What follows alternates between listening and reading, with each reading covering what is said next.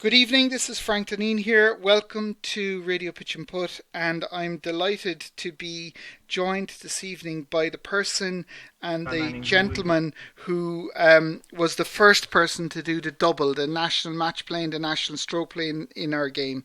I am joined by the brilliant Michael Forrest. Good evening, Michael. Good evening, Frank.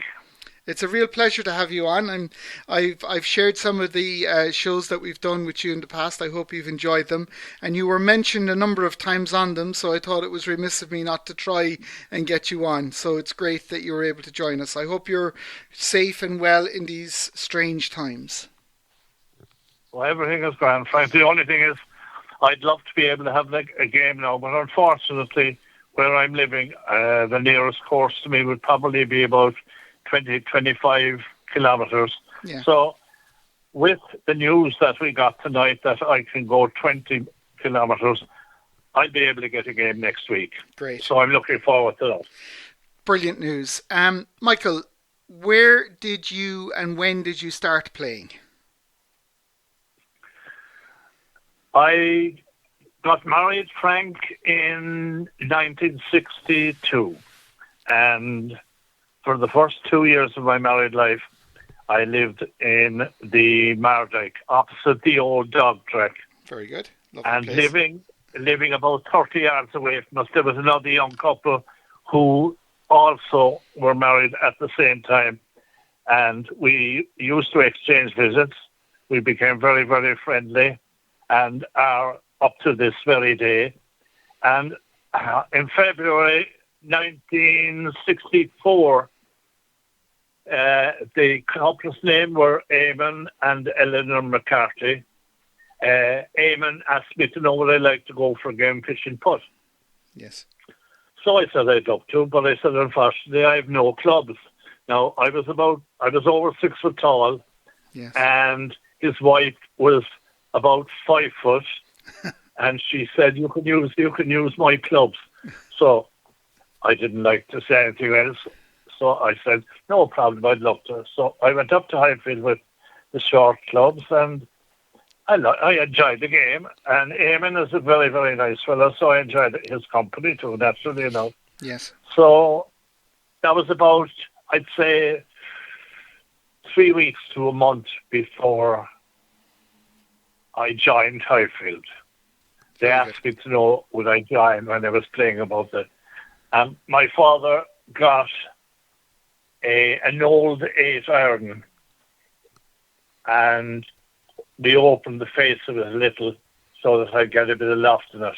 And my uncle was a professional golfer in Gold Coast in Dungarvan, and there was a club left. He had died at the time, and there was a club left, an old hickory shafted putter. Yes. So I said I tried the old hickory shafted putter, and that was the putter I had up to the day I packed up pitch and putt, believe it or not. So I went to Highfield anyway, and I became a member, and I played my first competition. It was the Bradley Cup.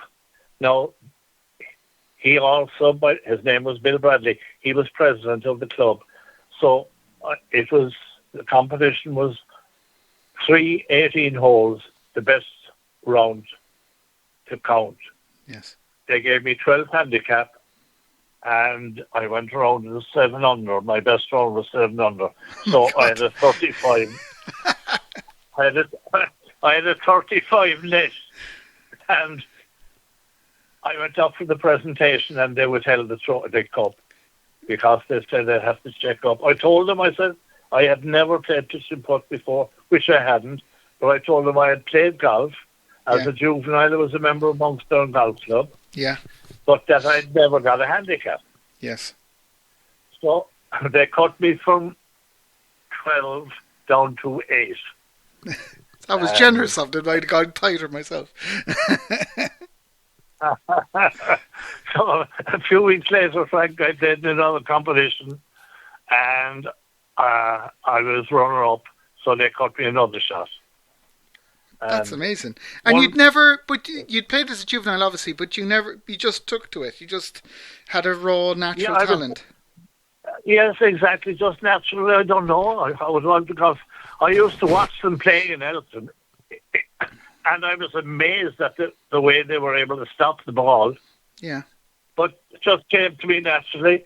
So I went up then of the Easter weekend when the Charlie Foley was on. I didn't know anything about the Charlie Foley. I didn't know anything about Collins.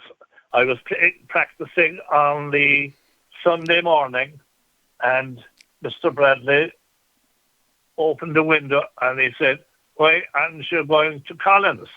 Right. I said, "Who is Collins?" He said, "Collins Pitch and Putt Club." I said, "Where is that?" He said, "Up by the barracks." And I said, "Why go up there?" He said, "There's a major competition on this weekend." He said, "It's the Charlie Foley." So I said, I said I'll try and get up there. I had no car at the time. I said I'll try and get up there in the afternoon. So when I went back down for my lunch down to the Western Road, I called up to Eamon, and Eamon was asking me up there with Pat Mills was his name, and Tomas Scanlon. And they were going up again in the afternoon. So I got a spin up from them, and I went around in 95 gross. It was a 36-hole, 72-hole competition, 336s. So the following morning, a chap by the name of Pa O'Connor, who was a member of Highfield, he picked me up and brought me up, and I went around in 90. And I was still a shot behind, believe it or not, to Bat Murphy of Rock Lodge. I was a member of, as you know, Highfield at the time. Yeah. Bat Murphy of Rock Lodge, who became professional golfer in Monkstown for years and years until he retired. And Paul Collins said, "Look, I'll pick you up in the afternoon and we'll walk and you can play your last round." Yeah. I needed a 93 to win it. And playing the 35th, I needed 2 dikes. So, history will tell you, I diked 35 and I pitched 36 and hit the flag. And it stayed about a foot from the hole the ball did. Yes. And I can assure you, it was the most nerve-wracking putt I ever had in my life. And pass it, go away from it, go away. Up on the bank in Collins, there was quite a few spectators then. Yes. And go away from it, he said, and don't go back and putt until you're ready. But of course, I was kind of anxious to get it in, if possible. So I got up anyway, and I got the putt, and I won the Charlie Foley. That's amazing. So the county board cut me down to 3 handicap. Yeah. So that was in about 8 or 9 weeks. It's amazing that you such a raw talent. Yeah. At the time, Frank, there was no intermediate or junior match play. Everyone played in the Cork senior match play, and that was used as a qualifying for the national. Right. So I had entered as an intermediate, but to play in the senior, and it was being played in Rockland. I played a chap by the name of D. Collins from Douglas, the senior player in the first round, and I beat him. Then I played a chap, Finn Buckley of our own club, and I beat him at the 38th. Right. Then I played Mick Crowley, and I'll tell you, Mick Crowley, to me, and John Foley, the 2 gentlemen of pitch and putt. I knew John Mick Foley. Crowley. Yeah. Yeah. Ash with John and myself went there. I have lovely photographs from here, actually. Excellent. Of John. Very nice. We used to go everywhere. I'll talk to you about John Foley in a minute, but go on. So you were playing Mick Crowley, is it? Yeah. Then I played Mick Crowley, and Mick Crowley was 3 up on me in Rockland after the first 18. And he brought me into the clubhouse, and on the mat inside, he said, "You're cutting across all the balls." Right. He said, "That's how you're missing them." So I went out. I went out in the second round, and I was 8 under after 9, and I was 2 up, and I eventually beat Mick 4-3. Then I played TJ's brother Michael. Michael, a stroke play champion. I beat him 13-12. Oh my goodness! All right. I had Matty MacDonald from our own club, who was a scratch player, and on the Saturday night the weather was terrible, and I beat Matty 4-3. And the following day then was a 72-hole final. I was drawn against Pat O'Brien. He was in the final, and I was 6 up after the first 18. Went home for my lunch and came back, and it finished up 7-6. So I was down to scratch in 10 to 12 weeks. That's great. I was leaving the Marriott then to come down home to Rushbrook to live on the 4th of June, 64. And at the time, the president was Bill Summers. He was a member of Woodville. Right. And he picked me up to bring me up to the match play above in Ireland. And the 16th, do you know Ireland? I do. Frank? I've played Iron. I think it's a lovely course. Now I don't know what it was like back then, but it's a lovely course. It's enclosed by big by buildings now in the middle of Dublin. It's a lovely course. It should be a course for national. Oh, it's fabulous. A fabulous course. Yeah. But the 16th hole was my downfall. I put the ball out of bounds over the back of the green. I overpitched. Yeah. I was playing John Redmond of that Garmin, and I did exactly the same second time around, and I was beaten 1 up. So I did. That was the last pitch and putt I played. When I came down home, I was here then until 69, when the secretary of Elton came out and I spoke to Kathleen, my wife, and he was anxious to know would I play with them because 2 or 3 of their members had come down senior and they wanted to put in a senior team in the league.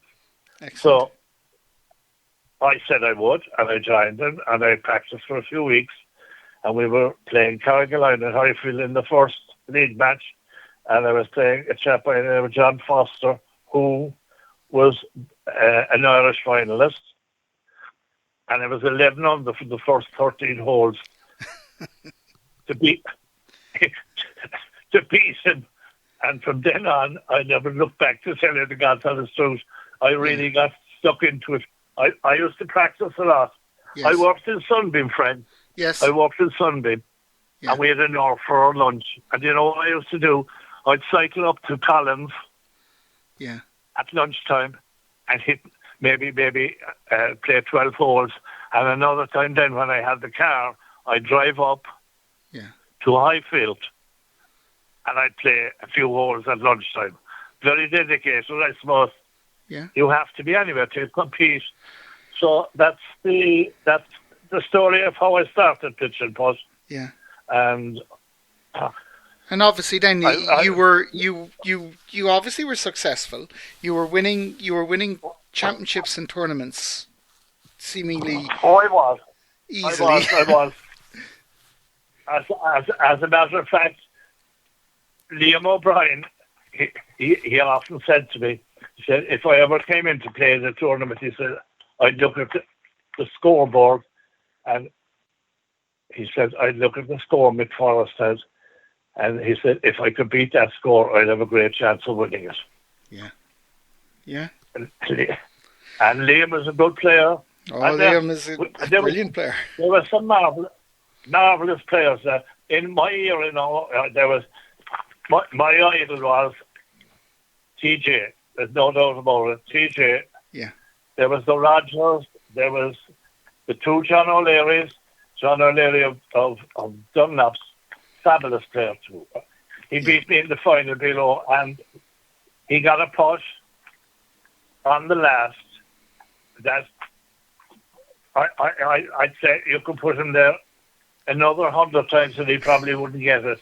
But it was a marvellous putt to win the match play. Yes. So you can see what nerve and the quality as a player he had. He was a great player. Yes. John O'Leary in Carrigaline, wonderful. I can name quite a few. There's Mick Crowley, of course, and then I had two great friends in John Manning and Sean O'Sullivan. I served on the county board with Sean O'Sullivan as a vice chairman for a couple of years. Yes, I know Sean well from St. Anne's. I'm going to pull you back on, see, because I've got limited knowledge of that era, but John Foley and a lot of your club mates, when Highfield closed down, a lot of them came up to St. Anne's. Tim Murphy, Gary Murphy, John Foley as well. I was, as a young fella, John Foley was a big influence on me because he was such he was a super player. And Donald Long, yes, yeah, fabulous. Donald was brilliant, a brilliant player, and a brilliant fellow. Yeah, lovely. No doubt about it. Yeah. There were some really lovely guys playing. And you made a point of saying it to me that you did serve on county board as even as a top player to give something back to the game. I did. That's the reason now, because there are lots of senior players who were cribbing and crying about different things, and I said, why don't you go on the county board? You have a voice then. And they wouldn't do it. So I used to crib and cry about different things too. So I got on the county board to see what it was like. And it wasn't an easy job. Yes. Being an officer of the board, because you're there to be shot at. You are. You know. Some of us do a bit of shooting as well. Michael, so. You know what it's like yourself, Frank. I do. Some of us take aim now and again. Michael, I'm going to move on a little bit. I want to talk to you about 1976. And can we start with, that was the year that you did the double, the match play and stroke play double. And your first, and the match play was on in Irish Ropes. That's Royston now. They changed name. And can you tell us a little bit about that weekend? Well, I can tell you all my opponents. Very and good. I could tell you quite a few of the scores. I played a chap by the name of Phil Brennan from Waterford Glass in the first round, and I beat Phil. Then I played another chap by the name of Brennan also. His name was Martin Brennan from Lacken in Kilkenny. Another lovely course, yeah. And in the quarter-final, I played Skinner, Anthony Malone. Yes. And in the semi-final, I played John Redmond of Atgarvan. And in the final, I played, it was an all-rock lodge affair, Joe Buckley. He was only a young lad, but fabulous. He went crazy against Jack Perry of Ireland in the semi-final. He played out of this world. And the way I always look at it, Frank, if you go around in 12 or 14 on the one round, you're not going to do 12 or 14 the next round. Because if you win a 17 or 18 under for 36, so it's a very, very good score. It is, of course. Yeah. So if you go around in 12 or 13, the most you're going to get second time round is 5 or 6, maybe a 7. Yeah. So I hadn't done that. I only won my semi-final 2-1. So I went out in the final and I played exceptional pitch and putt against Joe, and I beat Joe 5-4 in the final. Nice. So I said to myself, I have a great chance of winning in St. Anne's because I had won the Cork Classic there, I had won the Scratch Cup there, and I used to play St. Anne's as well. So and of course, because you had got the national match play under your belt, your duck was broken then, though, wasn't it? I mean, you'd won one. It was. So it was the monkey. And I'll tell you now, John O'Leary at Carrigaline has a lot to do with it. Because at the time I was playing golf too. Yes. And he said to me, look, why don't you pack up the golf for 1 year and see how it goes? Because the previous year I had played in the stroke above in Arden and Tullamore. And I was 2 behind after the first 18. And playing the 9th, second time round, I was level. Yes. And I pitched the 9th and I over-pitched. And at the back of it, there was a fall down and they had a white marker all around, out of bounds. I went out and it cost me a 5 and I was beaten by 2 shots. Yes. Actually, I think it was Andy Dempsey won it that year. Very good. So I said to myself, I won't play golf next year because it was a golf shot I pitched. I punched the ball out because it was windy. As you know, the elevated tee there. Yes, yeah. And what is it? It's about a 65 yards pitch at the time. Yeah. So I said, when I won the match play, I said to myself, that must be the solution. I went to St. Anne's and I turned 8 under and went to play in the second round. And Gussie was the holder, and Gussie's name was called out. Third and last call for Gus Carlin. Yeah. And what happened was they had gone out to Hotel Blarney for their lunch, and there was a cycle race on at the time, and the roads were more or less blocked, and he couldn't get back in time. So I said to a few of the lads, I said, whoever wins this now, I said, it won't be the same. They can't say they beat the match split or they hold it. Yeah. So we went to, I remember it was Eddie Rex and Kevin Lambert. We went to them and we told them the position.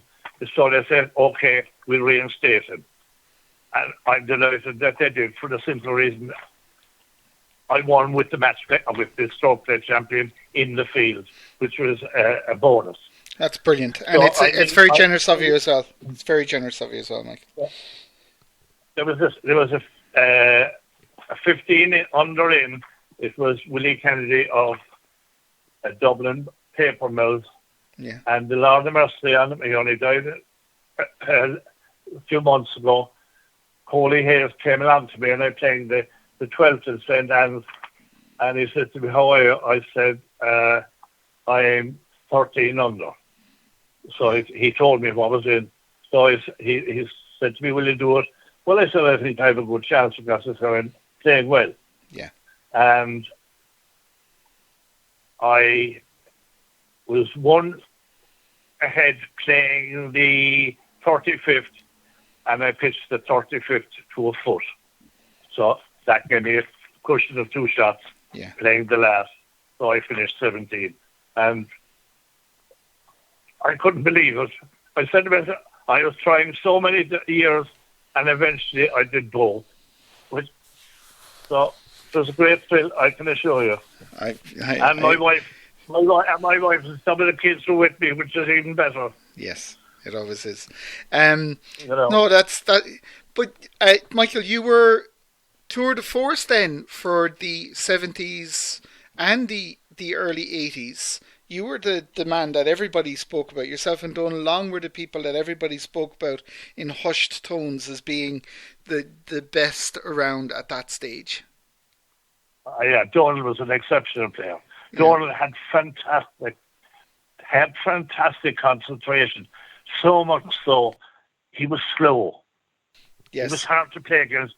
He was so slow. And unfortunately, he was disqualified on a couple of occasions for slow play. I remember I played in the stroke play above in Lucan, and he won it that day. Did he win it that year? He went absolutely crazy, and one shot I'll never forget. He was on his knees. He was under one of these leyland trees, and he was on his knees to hit. And he hit the ball, ran up the green, hit the flag, and dropped in for a 2. His name was on the trophy then. He had an 88. Yes. And I was runner-up with a 94, imagine, 6 shots behind. He was brilliant. And John O'Leary of Dunlop should have won more too. He was in 3 finals in about 4 years. Yes. And he was unlucky. Yeah. And he was a tremendous player. And still is. Still is, yeah, I know. And I must say, any time I went to Dunlop's to play, his wife, his mother, Madge, and Father Dave welcomed me with open arms. That's the type of people that you should have in pitch and putt. I totally agree. I used to go up to Sean Green. Every year for 4 days, and we'd go around the circuit and finish up playing on the Saturday in Lucan and the Scratch Cup. Kevin Rogers phoned me. I won their Scratch Cup on 2 occasions, and I was going back to do it 3 in a row. And unfortunately, I can't say unfortunately, but Kathleen was expecting her 5th child, and it happened to fall on the weekend of the Scratch Cup in Portmarnock. So I gave the trophy to John Foley. He went up with a chap by the name of Paddy King and John Crowley, and I got a letter from Kevin Rogers, who was a great friend of mine and an Irish champion.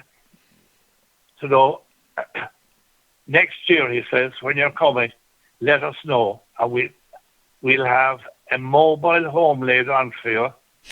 This isn't the word of a lie, and you can bring your wife and kids. And he says, it's only a couple of 100 yards from the course. You can stay there for the week if you wish. That's very generous. That's the type of people we're in pitch and putt then. Yes. Unbelievable. Michael, we've covered a lot, and we've gone through a good bit of time. I'm running out of time now, but I'm going to just talk to you about two incidents. I'm going to talk to you about 2 topics. Number 1, do you feel you could have won more nationals? I should have. But after winning the 2 of them, you do not have the same incentive to do so. Yeah. After winning both. I didn't practice as much because also, Frank, I was living down here, which is in Cove, 25 miles away, and travelling up and down. I had 5 in family, and it was a costly business at the time. Yeah. And that has to be taken into account as well. Michael, you came back. You played for Cork. I think the last time you played for Cork was 92. Is that correct? In the famous win for Cork in Tipperary Hills. No, that was in 90, Frank. 90. Sorry, Michael. Yes. Okay. I'll be 90. You should have won the stroke play down in Ferrybank as well in 92, the year that William Hill won it. Yeah. I could go through a few of them. I should have won it above and said Normans. Yeah. Skinner put the ball out of bounds at the last and said Normans. Hit gable end of the building, hit a car, and back out to the court. And he sunk the chip for a 2. And I had a putt up the green about probably 8 or 9 feet for a tie and a playoff, and I missed it, and I was beaten on the count back for runner-up. John Manning says that's one of the most famous holes and most famous instances in pitch and putt, and it is famous. So, tell me about Tipperary Hills in 1990. It was a bad day. It was a bad day, and I tell you, it was. I could put it down as one of the best rounds of pitch and putt I ever played in my life, and I knew what I had to do. But I had 17 threes and I had 19 twos. I didn't have a 4 in it. And you helped Cork to win the intercounty that year. And Limerick were in 47 under. Yeah. Chris Scannell was on the team. He had 11 under. John O'Leary of Dunlop's was on the team. He had 13 under. We had Frank O'Donoghue, Pfizer, he had 6 under, and Eddie Kelly of ESB was also 6 under. But Frank's score would count for the simple reason that he had only level in the first round, yes, and he had 6 in the second round. And a lot of mercy, it was Corey Hayes again came along to me. He said, "How are you doing?" I said, "I'm sorry." I said, I was 16 under at the time and playing the 14th. So he told me what was in, and the only scare I had was at the last, but we still would have won by a shot. I hit the back of the mound on the 18th, and it kicked me into the rough beyond the edge of the green, and I chipped back and topped it a little, and I gave myself about a 9-foot putt, but I got the putt. So I was delighted I didn't have a 4. Yeah. So we won it by 2 shots. We finished 49 under. But there's one round I'd love to tell you about. Go on, quick, yeah. Above, it was. I couldn't go to Portman on account of what happened. Of course. On account of the baby, yeah. And their open was on, and Kevin Rogers got on to me to know where I go up. And a great friend of mine who was in Cork, lived in Cork, and he was manager of Graylin, Eamon O'Reilly. He lived in Sutton.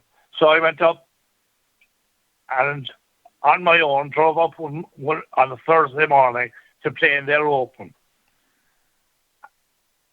I started off as a 2 at the first, a 2 at the second. I had a 3 at the third. I missed the putt. I dived 4, 5, 6, 7, 8, 9, 10, 11, and 12. 14, 16, 17, and I had a putt on the last for 15 under. And when I came in the gate, I was sitting down on the stool after handing in my name, and I saw Sean Harkins playing the 18th, and he had put roughly the same distance, but just downhill, and he putted downhill. He went about 4.5 feet beyond the hole and missed the one up. And when he came in, he had finished 11 under, so he had to putt down the hill for 13. Yeah, and I saw him doing that, so I was afraid to hit the putt. I left it about 4 inches short of the hole. If I had hit it, it would have gone in for 50. But 14 under was a new course record. Of course, there was photographs taken. The card was put up over the door and all that carry on. That's great. And the intercounty RGSC, we tied with Dublin and Kildare, and there's a 3-hole playoff. Yes. And we were still level when myself, Andy Dempsey, who was captain of Kildare, and Jack Berry, captain of Dublin, we teed off at the first, and I had a hole in one. So that put us 2 ahead, and sealed it. We won the intercounty. It's great, some great memories, Michael, and it's been brilliant to talk to you. Now, I'm going to ask you a hard question now, and I don't want to be unkind when I say this, but I am going to have to ask you. Michael, you left the game, right? You left the game in what could have been considered still when you were extremely competitive. Do you regret leaving it? Do you regret leaving pitch and putt? I do very much, Frank. But as it was said, and lots of people said to me, you left it to go playing golf. I didn't leave it to go playing golf. I'd like that to be known. I didn't leave pitch and putt to go playing golf. I left pitch and putt on account of an incident that happened to me. Okay. I won't say it. That's fine, but and I won't push you. I don't want it on record, but Frank, I would tell you face to face anytime. That's Michael. Much as I might not believe it, we do get a number of people, so I won't push you on something that you don't want to be put on record in public. I'm sorry. I'm really sorry to hear that. I am sorry to hear that, and I'm sorry to hear that you regret it as well. But I had to ask you the question, Michael, and It's a shame. It's a shame. But look, I've seen you back playing recently. I've seen you out in Rock Lodge. I know you still enjoy playing. I know you still enjoy the game. It's a shame that happened. Okay, my final question, and this could be a tough one now for you, right? Who was the greatest player that you played with in your era, and then in the modern era, who do you think is the greatest player, or who do you like in the modern era? So, who was the greatest player that you ever played with in your era? I'd say very hard to separate T.J. Riordan and Gussie Calvin. They were two fantastic players. And as for the greatest player ever, there's only one, and that's Ray Murphy. Ray Murphy was like a machine. Yes. I went to see him a few occasions. I thought he was fantastic. And I often said to myself, just a good job I wasn't taking that era. I'd never won. But I did have the pleasure of playing with him in the Rockwell Scratch Cup. The last round, and I won. I beat him by a couple of shots, but I was a couple of shots ahead of him going home. At the very last round, and I won the Rockwell Scratch Cup. But I said that's probably the only time I could ever have beaten him. Not at all, Michael. Not at all. He's a great player. There's no doubt, and a nice fellow. A lovely lad. A lovely lad. Michael, Forrest, you are one of the first names mentioned anytime anyone mentions the greatest player ever to play the game. It's been an absolute pleasure and a privilege to talk to you this evening. I hope people understand the great player that you were, and I'd like to thank you so much for joining me. And thanks, Michael. I hope the listeners enjoy that. Thanks a million. And thank you for having me, Frank. No problem. And with God's help, we'll meet on the circuit and have a chat. We will, of course. Thanks, Michael. Stay safe. Off the cuff. Bye-bye. Off the cuff. Bye.